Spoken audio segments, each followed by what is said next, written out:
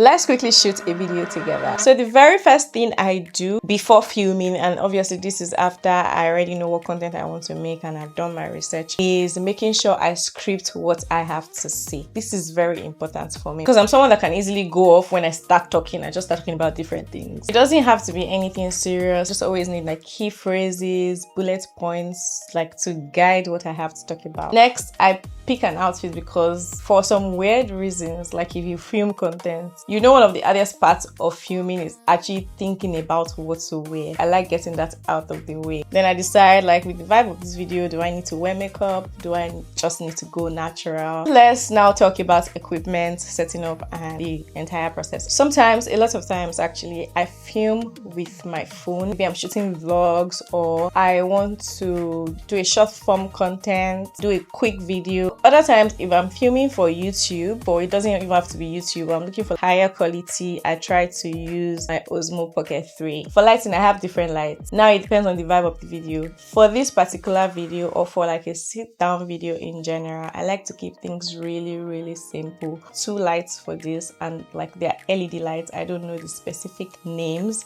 but one is the big one and the other is the small one. So the big one usually goes behind me because it creates this soft background light and it just really helped me stand out in the video. Then I use the smaller LED as my main light and it's usually the one in front of me. Well, personally, I don't really like harsh lighting. I like to adjust these things when I'm editing. So for audio, I use this DJI mic that came with my Osmo Pocket 3. Honestly guys, good sound, like really good sound changes everything. Like you can play around with your lighting, but I think you should really invest in good audio. So before I start filming, I try my best to make sure my setup is really clean and then my environment is distraction free. And the days where I have a script, I usually put the script right in front of me so I can easily glance through whenever I need to without like completely losing my train of thought. Another important thing is I make sure I check my camera angle before shooting. Like I don't just set up and sit, like I take several test shots to just see that